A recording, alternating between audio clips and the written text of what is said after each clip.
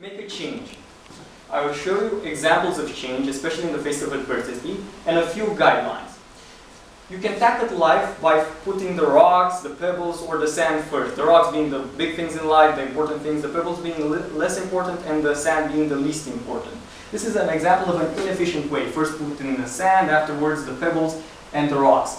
The most efficient way in life, for everything to have its place and have time to tackle everything, is first putting the rocks, afterwards the pebbles fall down, and lastly the sand trickles down in between. But what if I can make a really big change? Then listen to the Serenity Prayer, where it is said that accept the things you cannot change, they are as they are, and change the things you can change. This is an example of an athlete helping a little girl? No. This is an example of a warrior facing life and teaching a young warrior how to do so.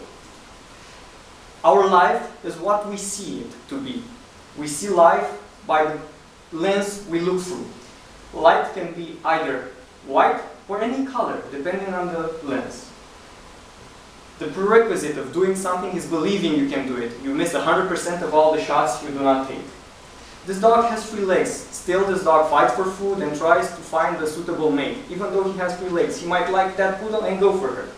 But the important thing about this is that he tried and he succeeded. And in some cases, even between species, which shouldn't happen, happens, especially between these two species, which should hate each other. At one point in time, everyone thought the world was flat, but we know it isn't so. They even thought this would happen if you reach the end of the earth, and it does not so.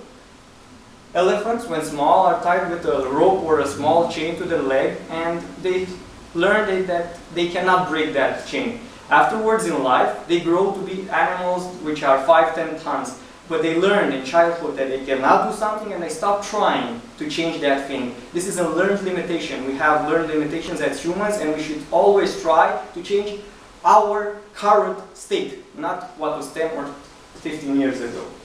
This man concentrated all his effort in doing something he can. He doesn't have legs, but he can move a weight with his chest, with his arms, and he does so beautifully. This man had both his legs amputated, and some would consider that reason enough to die, to kill yourself. But still, he knew better. He knew that he should fight on for him and for his sickly mother, his elderly sickly mother, which he has to support and help. If you do not fight for yourself, if you do not try to make a change for yourself, do it for your dear ones. You know what to do. It would be against my point to tell you what to do. You know what you can change. Do everything possible to do that change. Go out and change your world. Thank you.